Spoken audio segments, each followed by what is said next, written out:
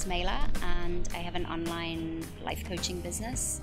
And before that, I was doing, 5 years ago, I was an interior designer. And before I kind of took the leap of faith to set up my own business, I was working in the film industry and was doing a bit of private cooking as well. I always had a drive inside of me that I wanted to do life my way and find my own path. And I think working a 9 to 5, I just found that it wasn't for me.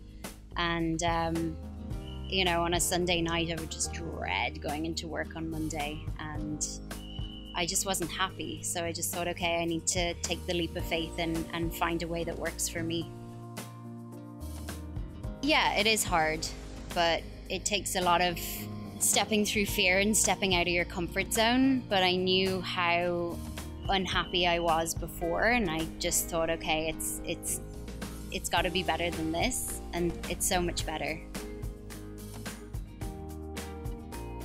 I started doing a yoga teacher training and thought that I was going to be a yoga teacher, and that was where it started. And then I started assisting yoga teacher trainings and retreats, and I ended up kind of coaching the students while on that and being their support and kind of their coach, and then it just kind of, the path became clear, and it just kind of dropped in. I was like, okay, I want to do coaching, and it just kind of evolved from there.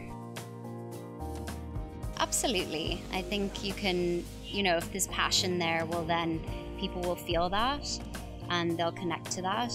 It is a struggle at the beginning, so I worked other jobs as well so that I didn't put that financial pressure on myself until I got to a certain stage.